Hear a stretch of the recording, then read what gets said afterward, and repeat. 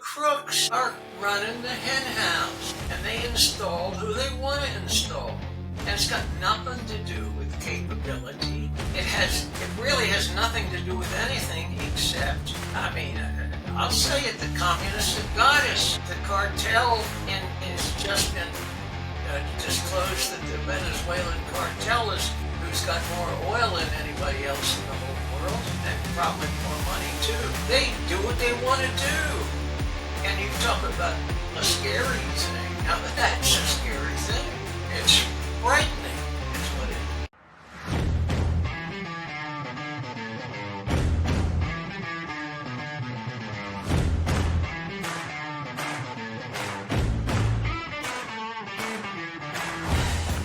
Thank you, ladies and gentlemen, for joining us once again on the State of Freedom.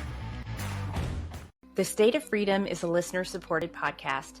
We're committed to pursuing the truth about policymaking, decisions, and situations in Louisiana and at the national level that stand to impact our freedoms. Please become a monthly supporter of the State of Freedom at freedomstate.us as we continue to expand the voice of liberty across Louisiana and beyond.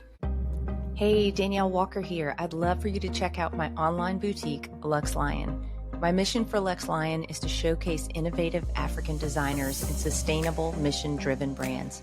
To do that, I bring you stunningly beautiful handcrafted jewelry and accessories from some of my absolute favorite places on earth. Small batch wholesale for storefronts is also available.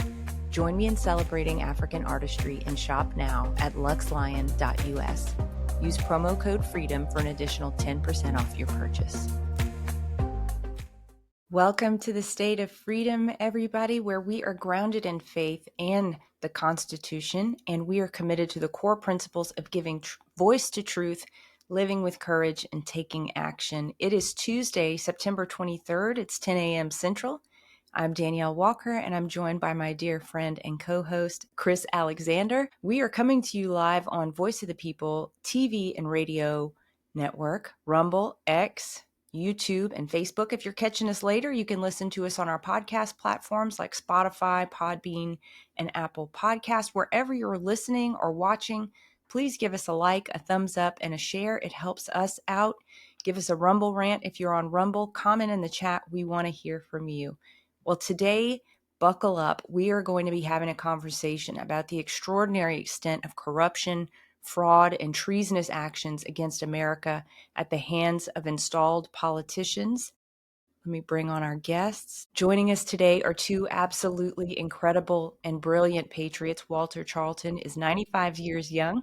He's a Supreme Court qualified attorney. He was also, until last year when he gave up his license, a CPA, so he is uniquely qualified to understand the manipulation that has been seen in our recent election results. And you know Draza Smith, she was with us not too long ago. She's an engineer.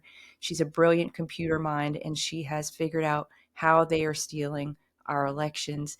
Welcome, Walter and Draza, to the show. It's such an honor to have you with us. Absolutely. It's wonderful to be here. Thank you. Well, before we get into it, sorry, Draza, there might be a little bit of a delay, so we'll try and bear with that. But before we get into it, let me read the scripture of the day. It is 1 Thessalonians chapter 4, verses 11 through 12. And it says, "Aspire to lead a calm and peaceful life as you mind your own business and earn your living, just as we taught you. By doing this, you will live an honorable life, influencing others and commanding respect of even the unbelievers. Then you will be in need of nothing and not dependent upon others." And that's a familiar passage for a lot of us. But in this passage, Paul was instructing the church in Thessaloniki on matters of personal character, to keep the promises they make, not to meddle in the lives of other people. But unfortunately, this passage has been used by believers and even pastors as proof that we should not be engaged in politics or the governance of our country. And I believe we've learned in a very clear and painful way over the last 5 years, especially, that when the church ignores the political realm, it makes it completely impossible to live a calm and peaceful life where we mind our own business, because we leave a vacuum in that space. And then we are governed, as we have been, by chaos, corruption, greed, perversion, and all manner of insanity. When Jesus talks about his church in the New Testament, he doesn't use the word church. That's kind of a later invention. He used the word ecclesia, which is a governing or legislative body. It's a political assembly that gathers and rules for the benefit of the entire society. And that's what we are to be as a body of believers, ones who are engaged and determine the direction of our culture according to the Word of God for the benefit of our communities and our nation. We're not supposed to be people who gather in a building and never impact the people and the society around us. Yes, we are not supposed to exist, Danielle, in an echo chamber and keep our heads buried in the sand, are we? And St. Paul's message today is certainly not that. And the guests that we have on today know full well that election security and election fraud in America is all of our business because it directly affects all of us. And so I just want to take a second also to welcome Walter Charlton and Draza Smith. Walter has been an attorney for well over 60 years now and probably accomplishes more before 10 a.m. than most people do half his age all day long. I was so impressed with our conversation yesterday. And I don't know if you know this about Walter, Danielle, because I don't know if you mentioned this yesterday, but I read it about him. He actually sued the Federal Reserve and won. That's And that amazing. is something I don't know any other lawyers who've ever done that. To just talk about his skill. And of course, Draza, who was on the show, as you said recently, both of these great Americans have been at the tip of the spear on election fraud in America and have done so much work raising public awareness about really the system in which we are living. Thank you both for joining us today. Thank you so much. Let me start Draza, here. 1 second, Chris. Draza, your sound is very low for me. I don't know if it is for you, Chris. Can you hear her? I can hear Draza, but it is. Okay. But I can hear her. Mr. Well, I'm pleased to be here. I didn't mean to leave it out. I was letting Draza go first. Oh, well, we're just so thrilled to have you both here together. I want to ask a question to start off here, Mr. Charlton, to you, based on a conversation we had yesterday. I want to make sure I understood this correctly. Many of the elected officials who are running our government in America now are not legitimately elected by the American people. Well, yeah, that's true. But that leads to a much larger question because you got to be a little precise with that. If, for example, start with a preposition or proposition, I guess it'd be a preposition or rule that anything fraudulent, and this is supposed to be the rule in the federal courts and so forth. Anything fraudulent, any action fraudulent, is void ab initio. Now, so I hate to start with a Latin phrase, but what that means is from the very beginning.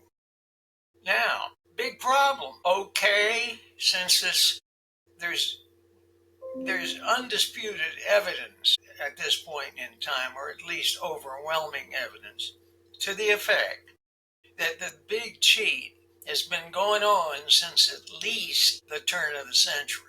Well, how do you unvote anybody? How do you defrock them when half of them are dead by now? You know, it's But if you're a very, Democrat, possibly still voting, Mr. Walter, even if well, you're dead.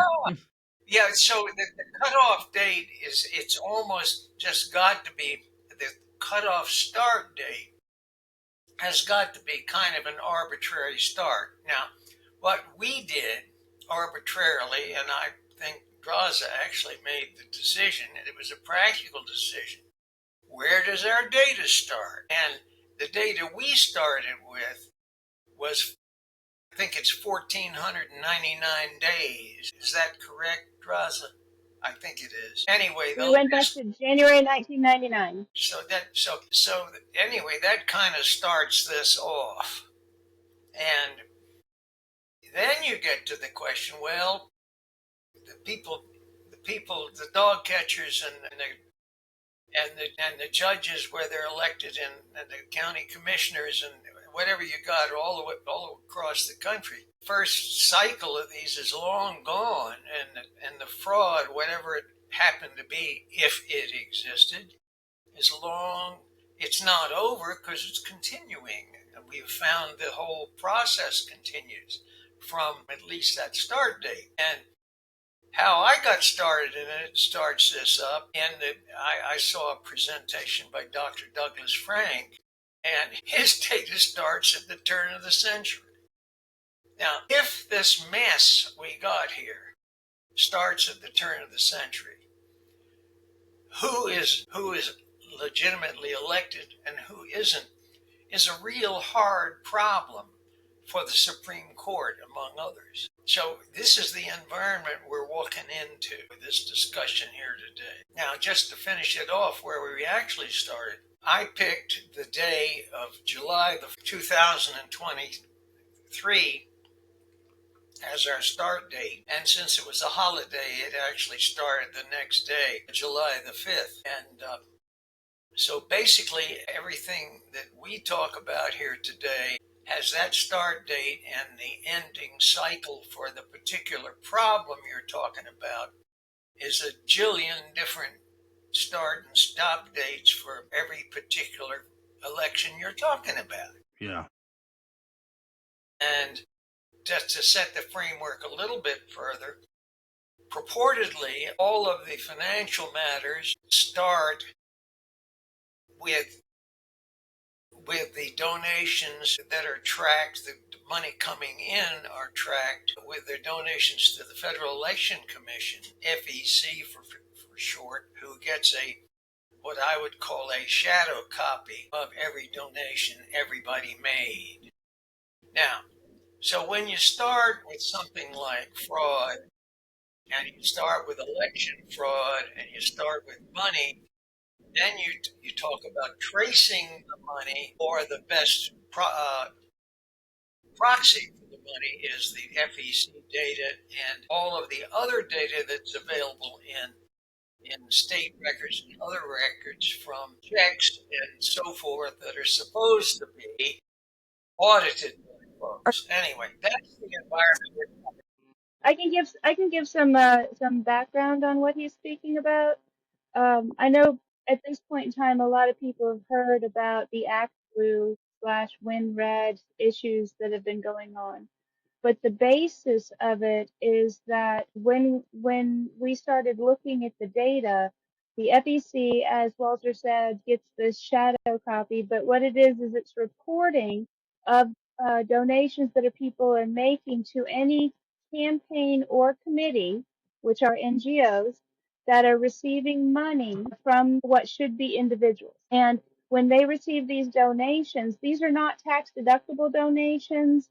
But they're supposed to be reported for election laws to see where the money's coming from, to make sure that all of the money received is obeying election laws, that we're not receiving money from foreign donors, and that we don't have certain people donating more than their fair share, trying to buy more influence and such. And if that was all followed, that would be wonderful. But what we found is we found incredible amounts of donations that came in from individuals listed as retired or unemployed or not employed, that were making thousands of donations, sometimes a day. The scope of this, it's being filtered through. Now, the FEC data only handles the federal elections. So if you have someone running from Louisiana for a federal office, or your Senate or your House seats, you would see that there. You would have to look at your state ethics for the state contributions. But we see that this happening in the state contributions as well. So the FEC data that we're talking about, with the huge numbers that we're talking about, is only for the federal elections. And the federal committees like Angie's List that seeks to put pro-abortion women in office and judicial committees, they're getting credible amounts of donations filtered in from all over. The frequency is what's exceptional, at like $12.50 a pop. But when you have that coming in 100 times a month from each individual, and then it's spread out among all these individuals all across the country, it's like an army of ants. Yeah. The first person that brought this to my attention called it "Death of America" by $12.50 a donation. Just to give you an example, we pulled 5 donors. So these are five donors from each state, um, 5 donors from all 50 states. And we added up the total number of transactions that they had made over the course of the last 2 election cycles.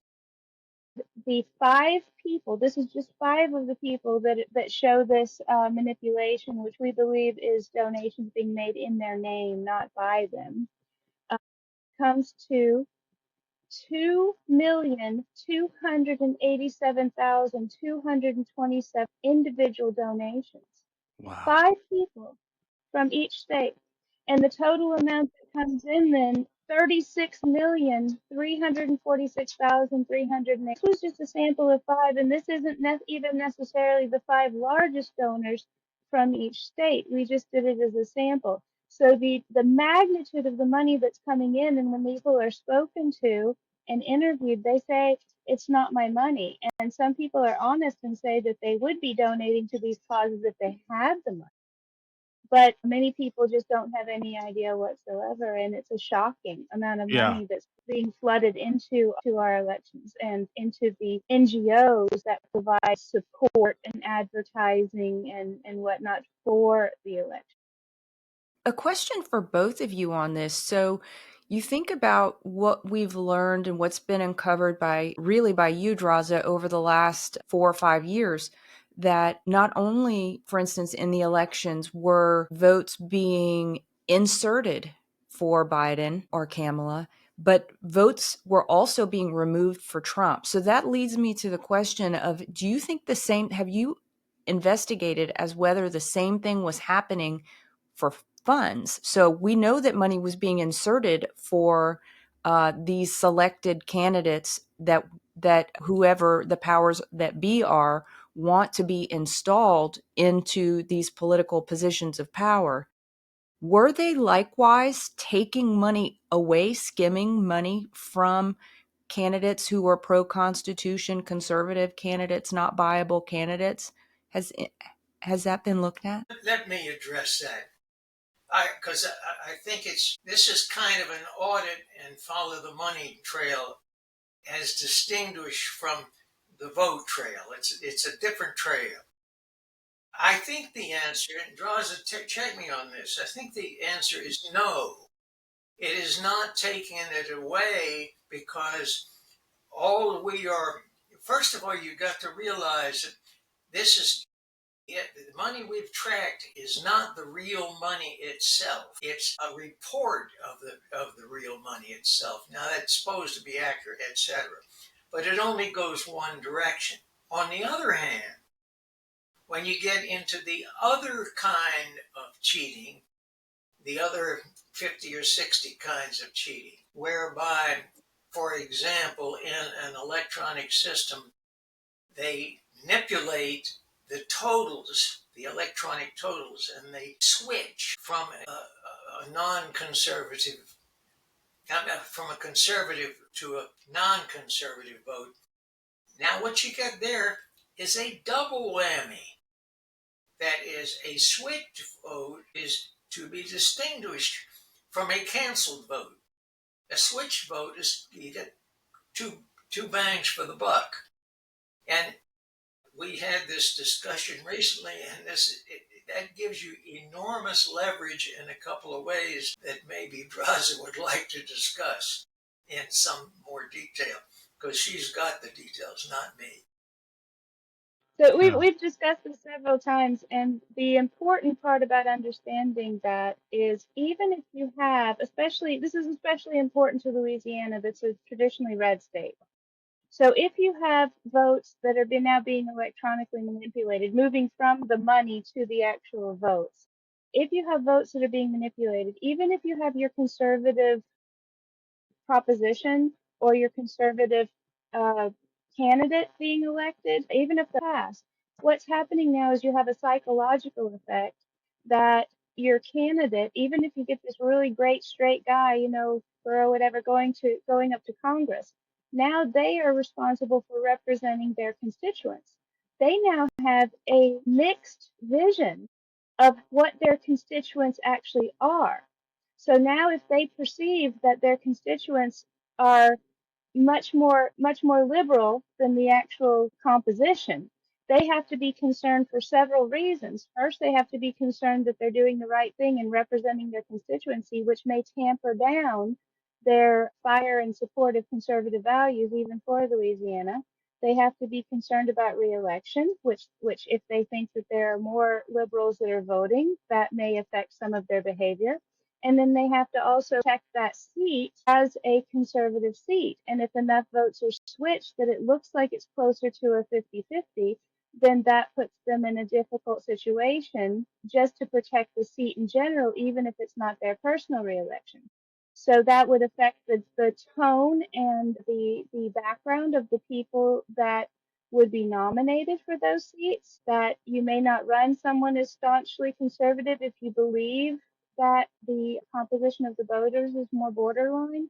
So it affects the psychology of the continuance even more than the actual event of the election. Yeah, that's an excellent point, Draza, that is rarely brought up. Even when a conservative, a real conservative, wins a race, the margin of victory, if it's relatively close, if the margin of victory is closer than it would be because of the fraud, then that certainly psychologically can affect the way a legislator votes, the way a legislator governs, and even more broadly, if you continue incrementally to increase the fraud, when finally the liberal wins the race, people are much less alarmed because the fraud has been incremental in nature.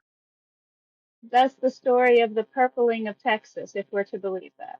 Mm-hmm.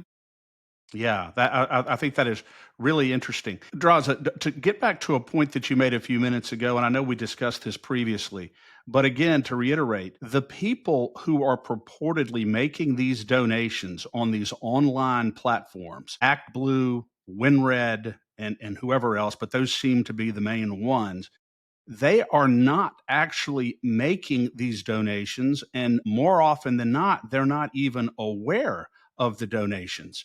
And, it just seems like, and I was talking to Danielle, and I know I'm going a little bit out of order here, but if this is occurring and these people do not know that their names and identities are being stolen for purposes of these political donations, at what point can we assume that the candidates themselves must be aware of this? I mean, if I'm a candidate running for office and my campaign committee sees the character and the nature of these donations, which are very suspicious, the way you've described them to us, at what point can we assume the candidates themselves must be aware of this? I have heard some people say that the candidates are more aware of it. Peter Berniger has been doing totals for different senators and House members and how much they have been receiving in this manner. But it's not quite as obvious as maybe my initial discussion would have described, because when you have this person making 100 donations a day, they're making the 100 donations a day and extrapolating that out to on the month to like 850 different campaigns and committees over the course of that month. So it's small donations that come in a very fractured manner. What we have found in order to avoid that kind of detection is that the people that we see that are that are used in this very odd kind of identity theft, they usually have these donations going to campaigns and committees outside of the state of their residency. One particular lady that I looked in Louisiana contributed over $100,000 in these small donations to over 800 different campaigns and committees. And the one campaign that she did not contribute to was the only sitting Democratic congressman in Louisiana. Doesn't that and doesn't that make them even more suspicious, Draza? But they're coming in these small donations, so you would not see the same person in your campaign contributing all these times. You'd see 150,000 people different people donating with these small amounts. And that encourages people to say that they have very broad support. It lends itself Sure. to that. Yeah, it sounds like 80 or 90% of it coming in from people who don't live in their state. And one of the other interesting things that has come out of that is that when you look at the criteria for being able to participate in, say, the national presidential primary debates, they have criteria set forth that you must receive so much donations from so many different states to show that you have enough support to participate in the national debates. And this was one of the levers that they used to keep Tulsi Gabbard off of the primary debates, if you remember when she was running for president on the Democratic ticket. Crazy. Yeah, absolutely. There's a uh it, it- speaking of what we're talking about here, and I'm sure that you've probably looked at this, Walter, and I'm sure you have, Draza, this very damning report by the House Oversight Committee and Judiciary Committee from April of this year.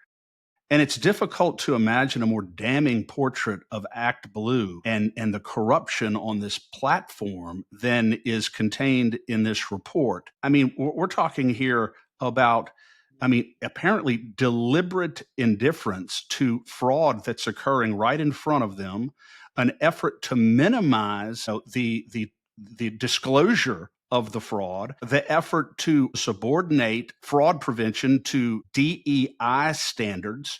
It's as though, it's like, and this report, but talk about the report. Either one of you can talk about this report. And also, one of the things that jumped out at me, and I was talking to Danielle about this morning, why does this report only include Act Blue? Why does this report not include WinRed, which is the Republican plan? To talk about that a bit. Chris, I would suggest that for attorneys talking about fraud, they hate talking about fraud because it's such a complex matter. It might simplify the discussion if you substitute the word felonies. Here's what the truth of the matter is. Legally, every single deposit, whether it's 25 cents or $12.50 or $400,000, every transaction that comes in someone else's name violates Sarbanes-Oxley. It's a little chunk of fraudulent matter, information matter that is contained in the record. Now, Sarbanes-Oxley is something, forgive me, Walter, Sarbanes-Oxley is something so important for people to understand. Can you give a definition of Sarbanes-Oxley? Yeah, I can give just a quote from it, a quote with specifics. It is a felony that's 5 years in jail, or this is not a slap on the wrist, for intentionally placing any false information in any federal government. Now, think about the FEC, for example. They don't even have an audit. There is no audit. But if you are auditing the FEC, you're not auditing money, it's merely shadow money reporting. But it is a federal document. And it purports to show the results that everybody uses on all aspects of the election. Now, that same principle, Sarbanes-Oxley covers it all. It's not any election document, it's all documents. So that it isn't just the money flow we're talking about here, we're talking about the flow of information, all of which, including the psychology Draza just referred to, including the reports relied upon by media, all of it is a whole bunch of hooey. And I cleaned that up. It's just false. Every single item there carries with it information to jail for 5 years. This is huge, big, enormous in terms of scope of it, magnitude of it, and the evil of it that flows through this whole.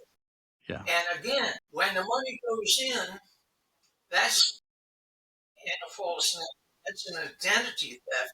So it's a whole other bunch of felonies.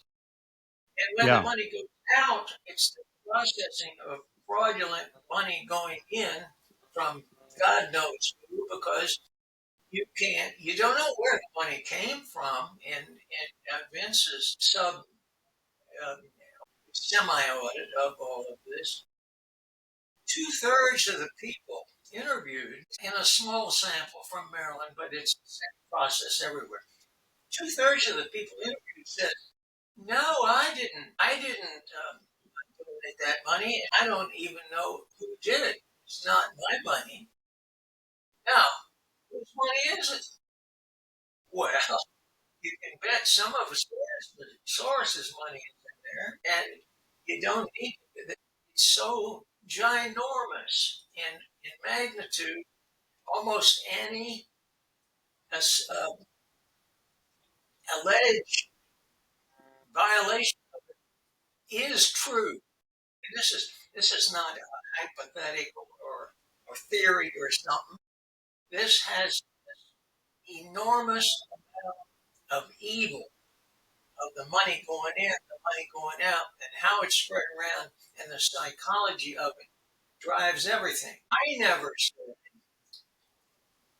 that it was an Act Blue audit. That the government picked that because you now know who controls the government. It's when red. That's on the other hand, Ross's information, all of it, and just as a strange anomaly, the highest donator with the most transactions in the state of Maryland turns out to be a Republican. So it wouldn't even have been in that Act Blue. They're in Win Red. And I think you just answered the question, Walter. I think you just Well, but answered the sorry it question took so why long, but WinRed is that's not being that included. is it. Yeah. Because There's the also a WinRed controls magnitude. the government. There's also a magnitude when you do look at the total number of donations through the WinRed that appear to have this profile. It is less. So there is that. But I think that a more fair assessment would be that the focus is on Act Blue because of the people that have been willing to do the investigations and bring it forward to the congressional committees were focused on Act Blue, and then that was what the committees moved forward, the judicial and the House oversight committees moved. And what's even more disturbing is something that we discussed yesterday on the phone, Walter. You laid it out for us, but the why people are being installed to me is one of the most disturbing pieces of this. Would you get into that a little bit? I was in on that conversation yesterday, but at the moment I do not recall what the why means. Why why these people are being selected rather than elected? Why are they being installed into these positions, and what do they do when they get there? You want my opinion on that? Yeah. Absolutely. Well, yeah, sure. This is not a certified public accountant opinion or a legal opinion, but I think it's an obvious common sense opinion. The crooks are running the hen house, and they installed who they want to install. And it's got nothing to do with capability. It really has nothing to do with anything except, I mean, I'll say it, the communists have got us. The cartel has just been disclosed that the Venezuelan cartel is who's got more oil than anybody else in the whole world, and probably more money too. They do what they want to do. And you talk about a scary thing. Now that's a scary thing. It's frightening, is what it is. And these are the people you mentioned, these politicians, particularly the ones in Congress, are the ones who are determining how our tax dollars get spent, who gets the contracts for our tax dollars. And so the web of corruption that you have laid out is just so vast that it's almost beyond comprehension. It is so bad. I can tell you from, this is not any audit experience, personal experience that I happened to be there when starting the practice. I know how all this started. If you want me to get into this at all, I'll Sure. do it quickly. And this is also a nightmare. So When I was starting the practice of law, I was hired by the senior auditors in the General Accounting Office, GAO. And we set up, or attempted to set up, a class action. And there was no such thing as computers at that time. So we were told, we were thought, God, this is a long dissertation, but I'll try to shorten it down. In any case, in that year, and I believe it was in the year 69 and 70, but I'm giving you that from memory, there were two bills passed in Congress where they removed the General Accounting Office, which was the finest auditing organization maybe the world has ever seen at that time. And some people in our firm, we hired them because they were so good and so forth. But anyway, they were getting defrocked, removed. The seniors were, because these two bills had taken the oversight of Congress out of the executive branch and moved it to the legislative branch. In other words, Congress was now the boss. Whoa, what does that do in terms of separation of powers? It takes the people who control the money, Congress, and gives them audit-free leave to do whatever they want. So this is not, or was not at that time, at least to my knowledge, it was not a Republican-Democrat thing. It was a power thing. Now, where are we? Well, everybody knows in the Washington area that congressmen go in poor if they can make the cut to get there, and every year it goes by, they get richer and richer and richer. Now, what has that got to do with what we're talking about? It's got everything to do with it, because now we are at where we're at because of that, okay? Sounds like I created a poem right there, but whatever. Now, Chris, I don't know whether that answered your question or not.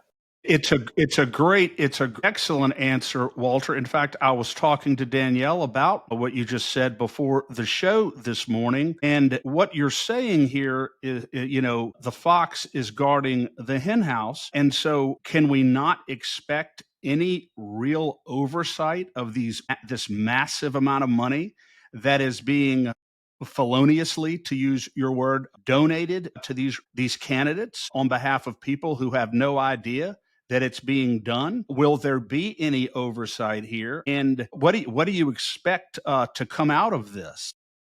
Well, let me just give you another little snippet that just makes it a little bit worse.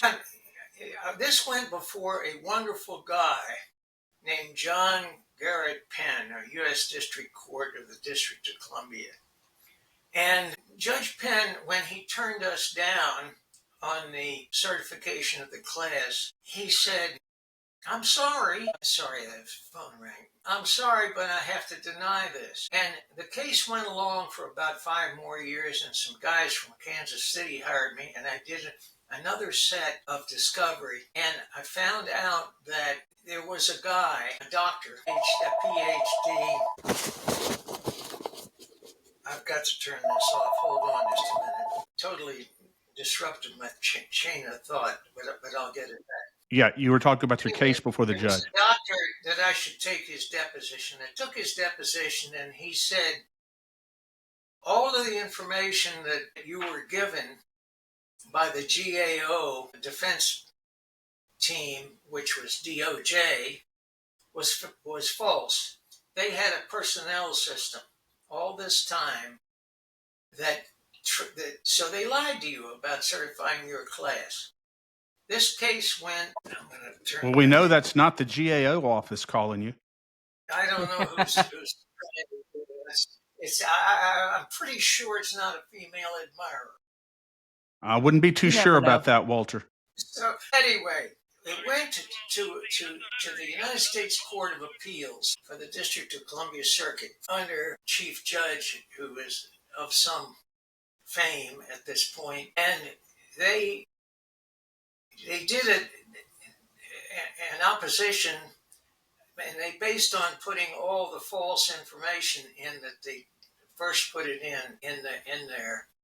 And I took it to the Supreme Court, and the Supreme Court, the Solicitor General's office, but I'm not going to give it to you because I might get sued or killed or worse. Who knows? They're just reminding you that you might not want to mention it. There you go. So anyway, the General Accounting Office and the DOJ did not oppose. They filed no opposition to my motion before the Supreme Court, saying that you've been lied to.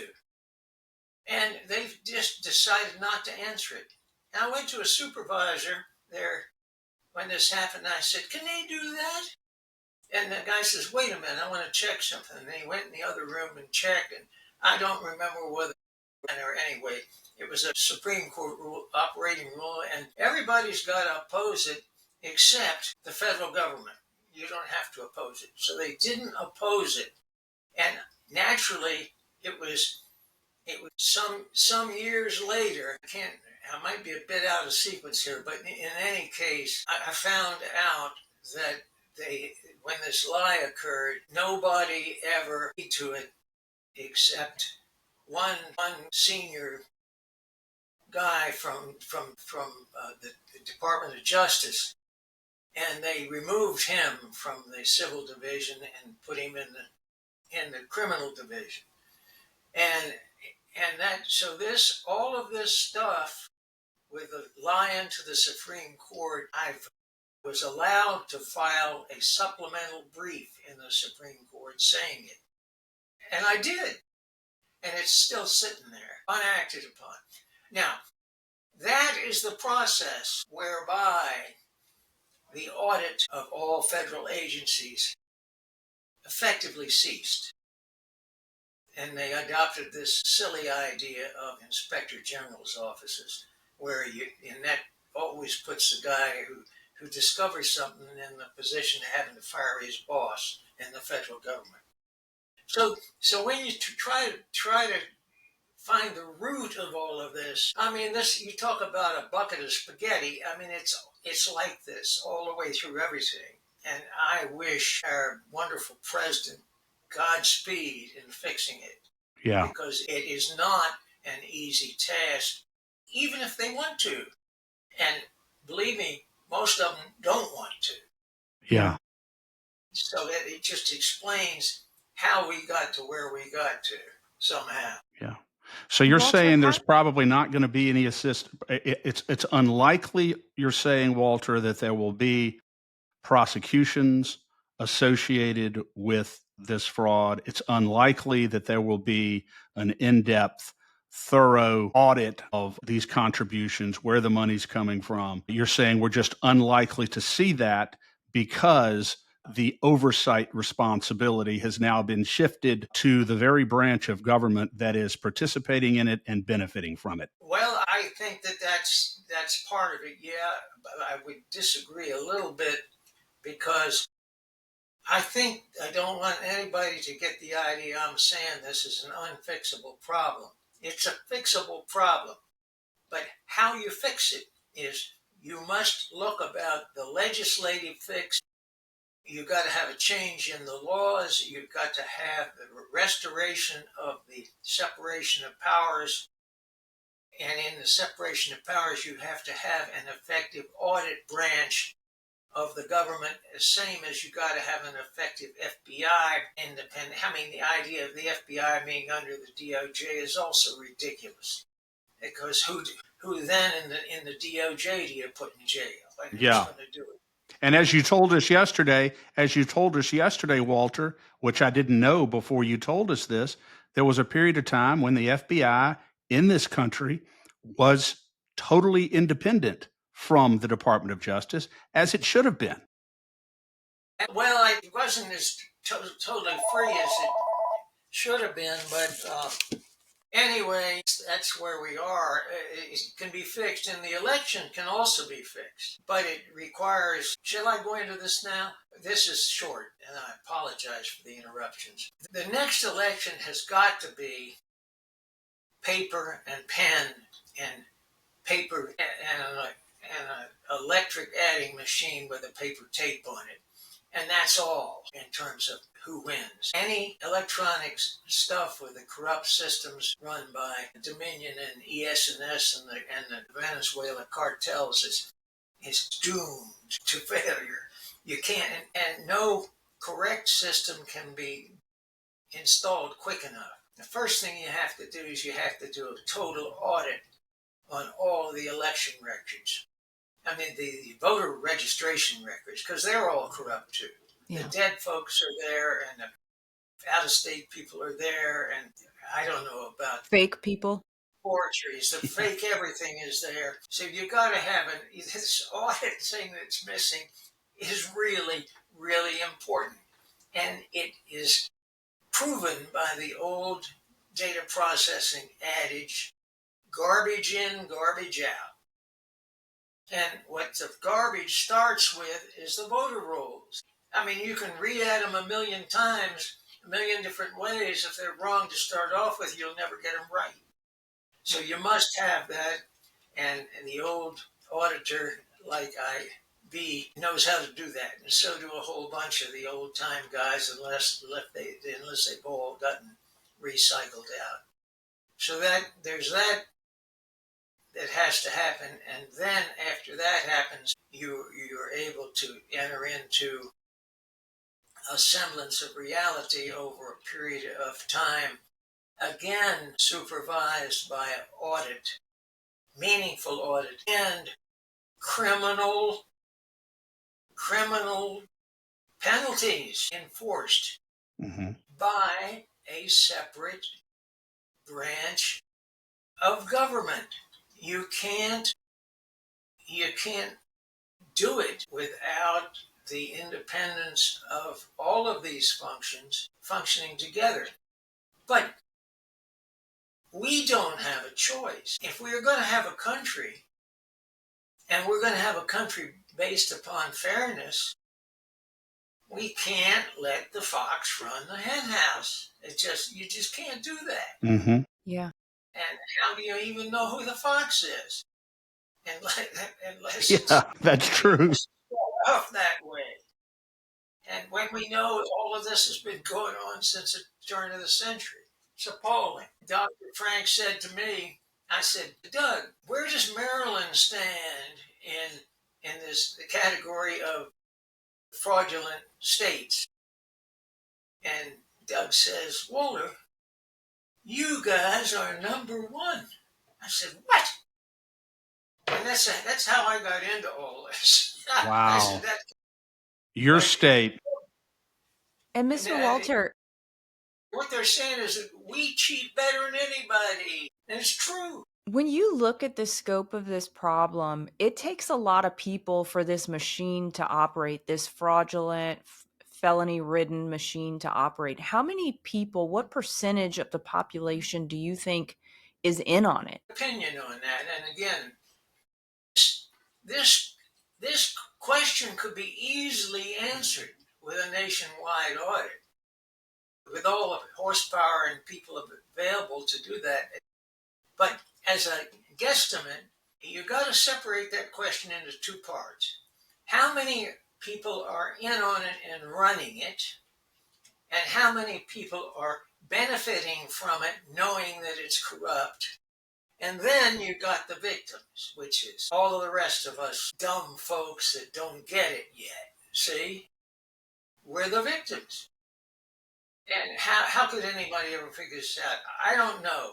But I'm going to answer the question. I would say the governing class, Soros and his friends that are making jillions of dollars on this, is like 1% or 2% of the people.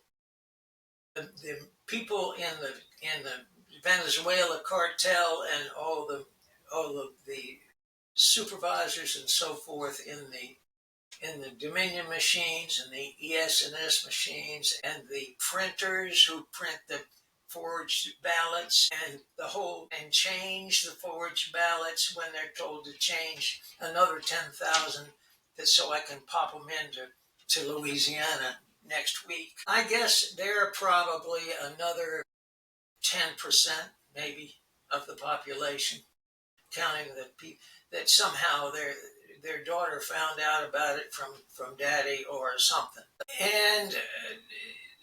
And the rest of the people, like all the people that Draza interviewed, the ones she located from the high volume stuff, and that we actually, I'm not talking about those. I'm talking about the people that really know that somebody's fooling around and manipulating my bank account, not my bank account, but the record of my bank account. There's probably 20% of the population. Now, what are we up to now in total? Is that about 40%? Something like that? Wow. 30. Yeah, 30. Whatever it is, it's a whole lot of people. Yeah. And if you talk about the typical one of these low-level implementers who are still, every time they put one of those false dings into the mechanism, it's another 5 years for me. Okay, In sentence. it boggles the mind, but that's the way it is. Recently, I made a comment. I think that the last time the President of the United States or the Supreme Court or anybody had this kind of a decision to make was right at the end of the Civil War. What are we going to do with all the traitors we just beat? Is that what, Walter? Is that why your RICO action? How long has your current RICO action, in which you are alleging this voter fraud connected with this campaign finance, money laundering, and all of this? How long has this RICO action been pending at the U.S. Supreme Court? Well, I don't remember. What is it, about a year now, Draza? So it's been about a year. It's still sitting there, but it's not been ruled on. So it's an active Not case. quite that long. Not quite that. That's not quite right. At the Supreme Court level, it's only been at the Supreme Court level for about 3 months. 3 months. Okay. 3 months. Okay. All right. Now, let me say something to clarify the current status of it there. Because of my sad experience that I just talked to you about the odds of 750 to 1 and not having any money to do the $15,000 worth of printing of the booklets and the appendix and all that stuff, I decided that I'm not gambling in that game with my own money. That's even if I had that much, you see, to throw away. So we filed a petition for certiorari, and it cost $100.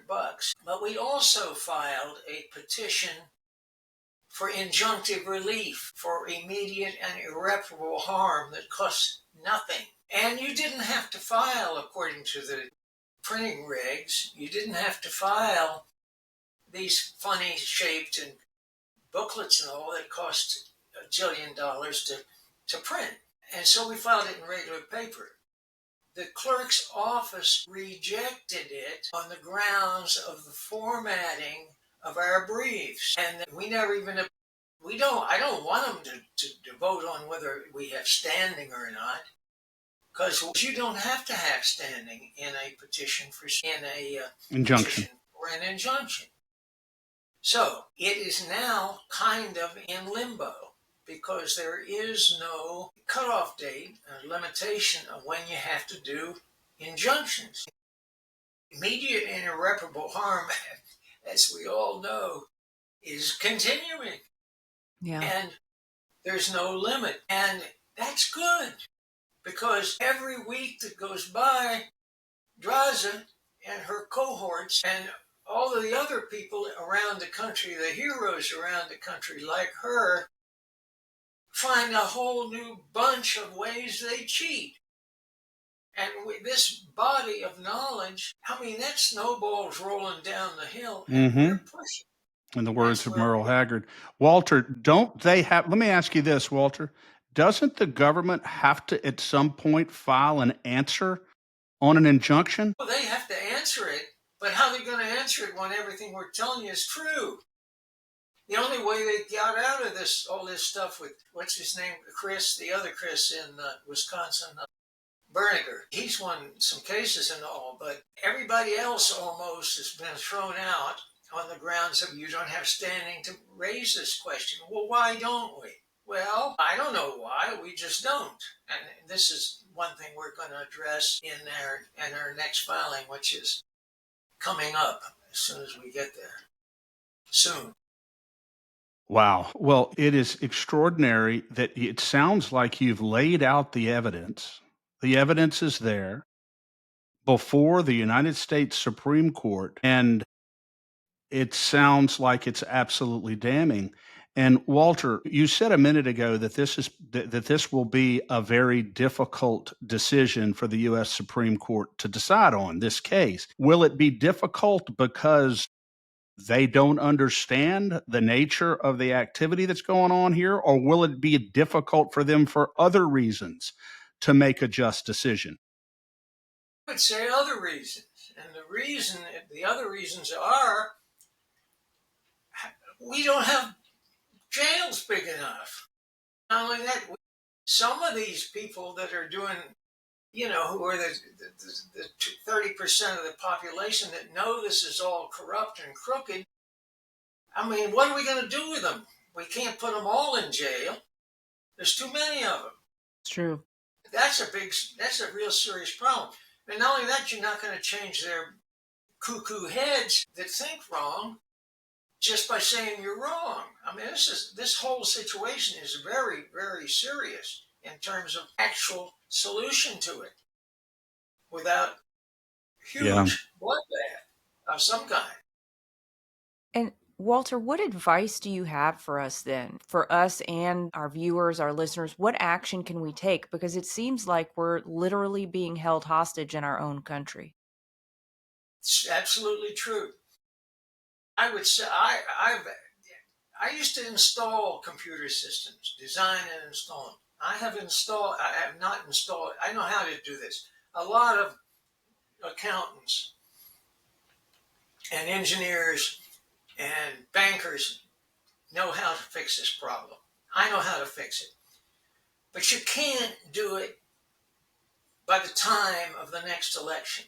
So what you have to do is we have to have a paper ballot controlled election with the old hand CPA methodology that worked for 200 years. It'll work for one or two more elections.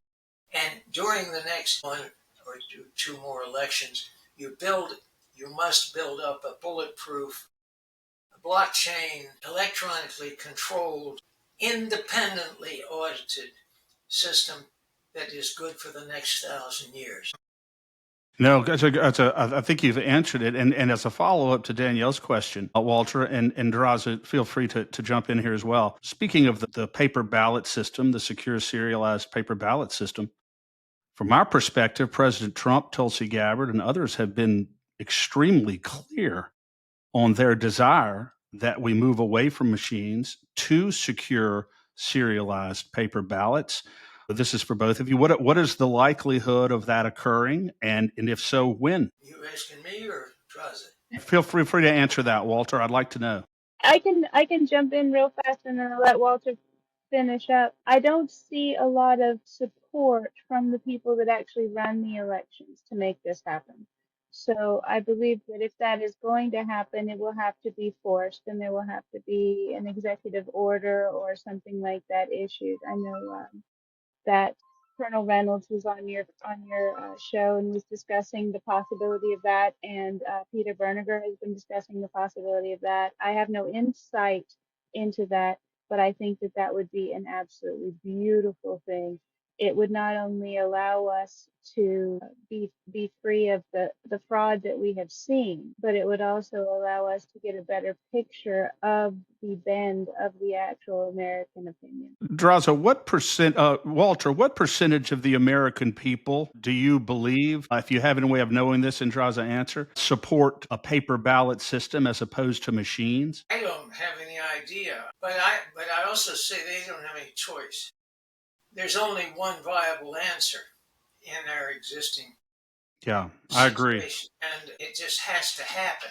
And should be no debate about it, whatever. It should be an executive order or judgment order of the Supreme Court after declaring some kind of emergency that this has to happen. And then the next step can proceed in the building of a correct and viable system. I have a patented system already that's been in functioning. That is, the patent's been live for 2 years regarding, of all things, identification and suppression of terrorists wherever they are in stadiums and in schoolrooms and everywhere else. And it's an existing patent right now.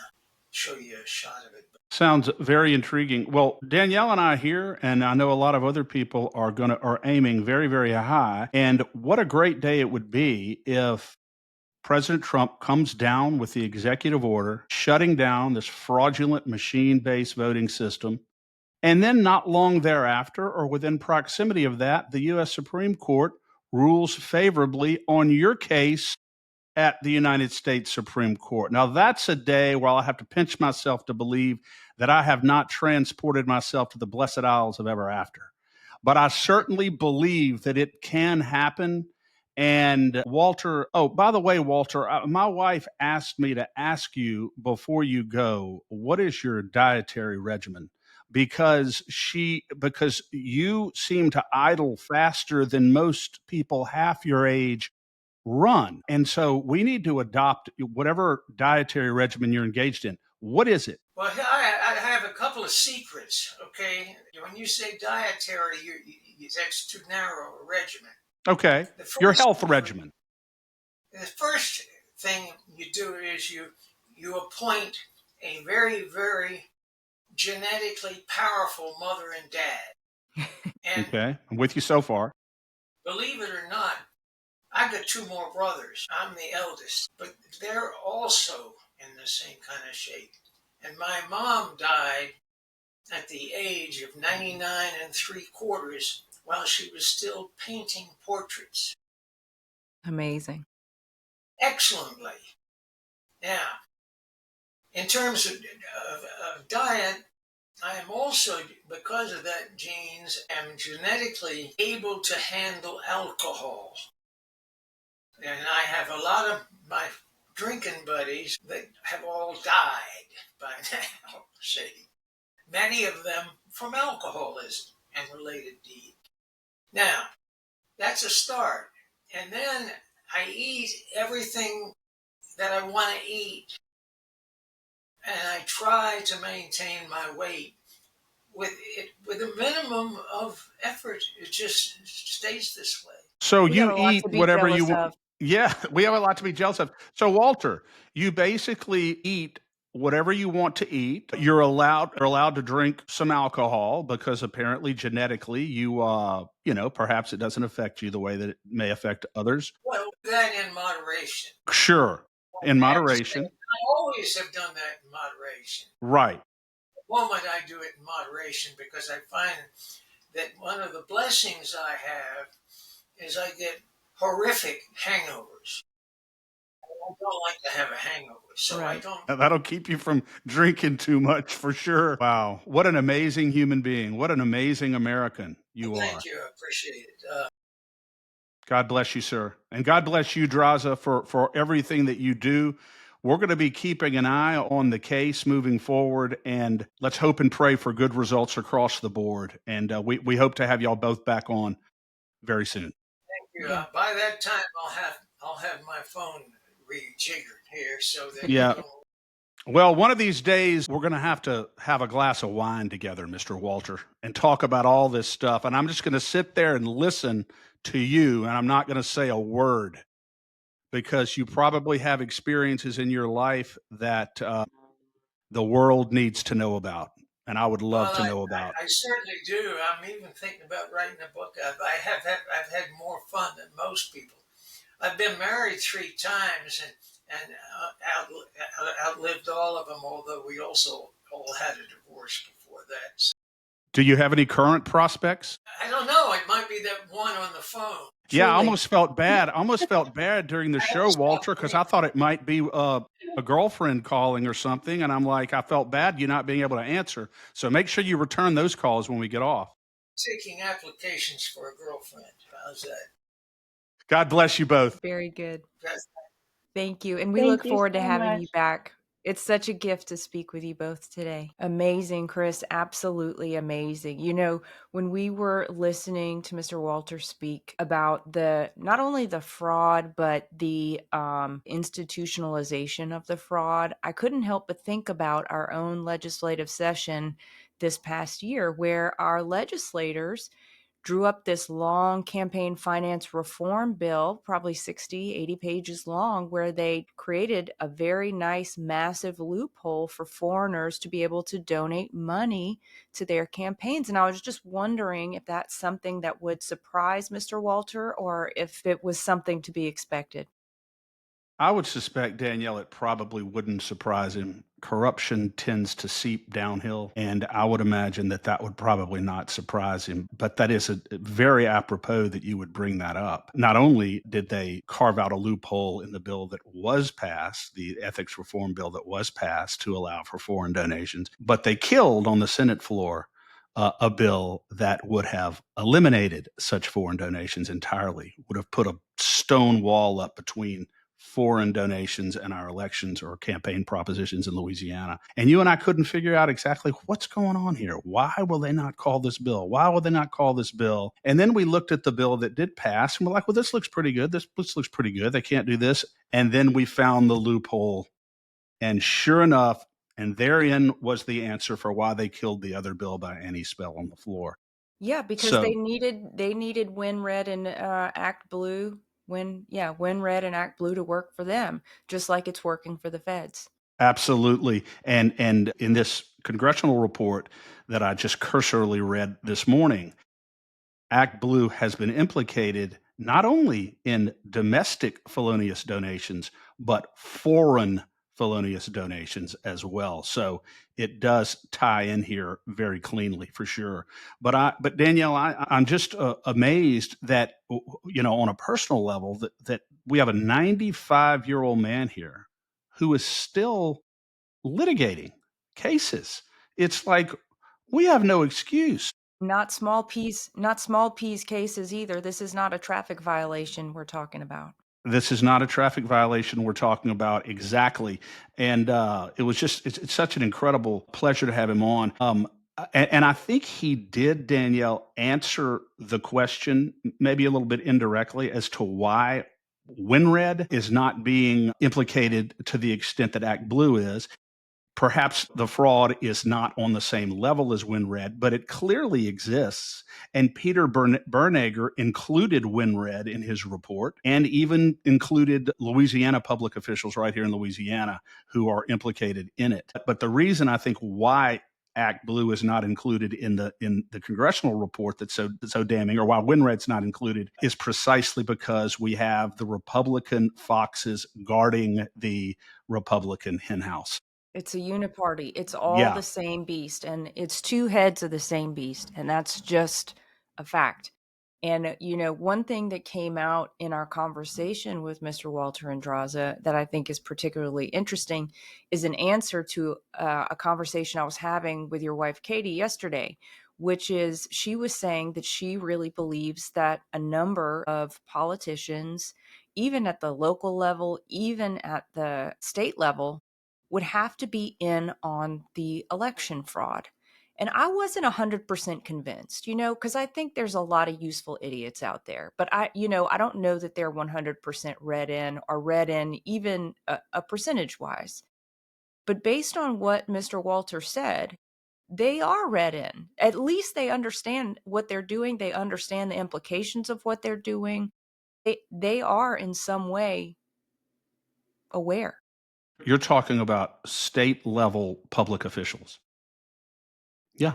I would say that is correct. And I would say that whether you're talking about on the state level or on the federal level, I have a difficult time believing that these campaign committees and by implication the candidates themselves, if not actually the candidates themselves, have either actual or constructive knowledge of what is going on here because of the nature and the character and the frequency of these small donations over and over and over again. I think you'd have to be really as dumb as an ox not to know that something is not right about all this. Now, if all this, when this breaks out, which is starting to do now, if there are criminal prosecutions associated with this, they're going to say that, look, we're just the candidate. We don't really know anything about what the campaign contributions are that come in. We're running for office. We're here. But at some point, you have to assume and be able to argue that the candidates themselves have some nexus to this. And that is what I was trying to get out of Mr. Walter. Well, if I'm trying to think of an analogy that would correlate to this, and I can't come up with a good one off the cuff right now, but we are responsible for a great deal of things that we sign away. Like if you the amount of data that we sign away whenever you get a new phone or whenever you add an app to your phone, you agree to those long terms of service. Something tells me that the long terms of service, when you apply to be a candidate with the Secretary of State or with the FEC or whoever you actually apply to on the federal level, something tells me that you do own ultimate responsibility for the management of the funds that come into your campaign, for your reporting of those funds. I don't think that you can just get off scot-free because something was happening on a mass scale that you weren't aware of. Now, maybe that is the case. Maybe a lot of people will get off scot-free for that, but I have a hard time thinking they will. And I do think that some of them are deeply in on it because, as you and I were talking before the show, Chris, there has to be a reason that the elected officials that we see in so many places, and some of the names that come to mind, Stacey Abrams, Letitia James, Latoya the Destroyer, these people do not operate as if they are beholden to the people, their constituency, right? They operate completely with disdain and as if there will be no consequences for their actions. Even when words like indictment are brought up, they act as if they're completely and utterly untouchable. And the only reason I can think that they would act that way is if they knew that they were untouchable. Very good point, which is why it is so important that there be action on these issues. I mean, criminal action on these issues from the top levels of government. Whether Pam Bondi is able to do this, whether she has the gravitas to do it, whether or not a special counsel will be appointed to investigate all of this, and even, quite frankly, whether or not President Trump has the appetite to move forward specifically on these fraudulent financial donations relating to both Republicans and Democrats, we'll see. But clearly, it is a massively important issue, with millions of American citizens having their identity expropriated and purporting to donate money to millions of dollars net to candidates, and they don't even know that it's being done. And that, to me, as Walter said, anytime you file something with the FEC that is false, there are potential civil and criminal consequences associated with it. I think that it's an issue that really demands real investigation from the Justice Department and real justice. And I'm not limiting it to the Democrat Party. Both parties are culpable here. All you have to do is read Peter Bernegger's report. 100%. And I think this is also very, very ripe for class action lawsuits because a lot of identities have been stolen. A lot of people's First Amendment right has been violated by using fake money or using real money in their name. So it looks like they are speaking with their money in support of something that they are not. Great point. The First Amendment, Danielle, not only establishes the right to speak, and speech is also in the form of action, political donations, but it's also the right not to speak. It's also the right to refrain from speaking. And when people are not voluntarily exercising their speech in the form of these donations, in fact, they don't even know that it's being done with their identity, that is a violation of their First Amendment constitutional right of speech. That's an excellent point. And I'm glad you brought that up. Yeah, absolutely. Well, do you have any other thoughts you want to share on that? If not, I can get to our announcements. I'm just excited about having had these folks on.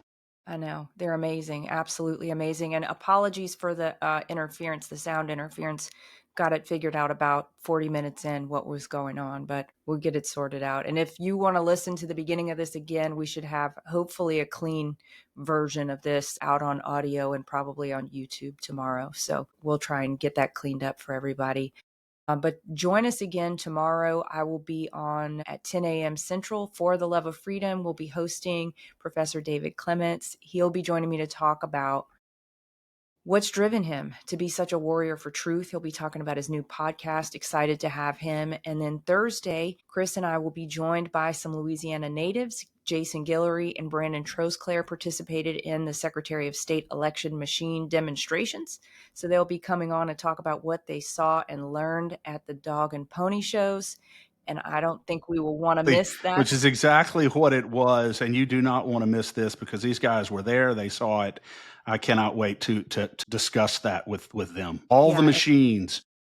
And one more announcement. We the People Bayou community, as many of you know I'm a part of, is hosting a Charlie Kirk Vigil for those in the area of Terrebonne on Sunday afternoon. If you're interested, you can go to WTPBayou.org to reserve a seat. But I think that will be an amazing time of community and reflection.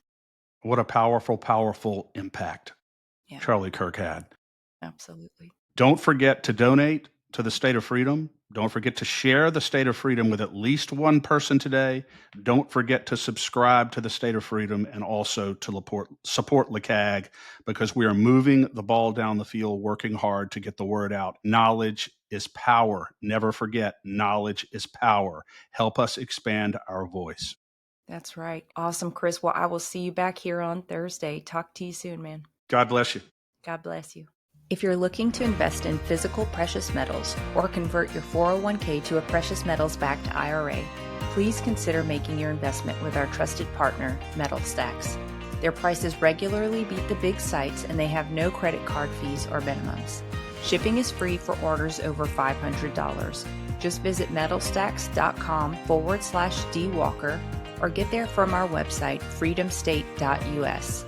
If you're interested in the IRA conversion, drop me a message at Danielle at freedomstate.us and I can get you connected with their white glove service. The secret to losing weight 2 times faster has gone viral.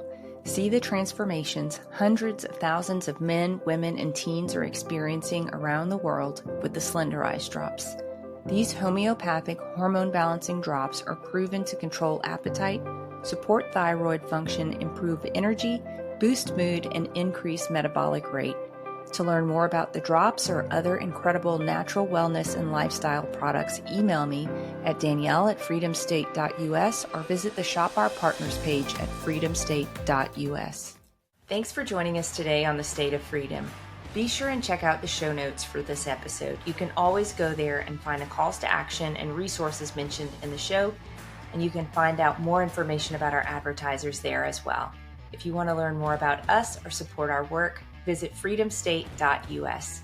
To get involved with Louisiana Citizen Advocacy Group, visit lacag.org. We'll see you next time. God bless.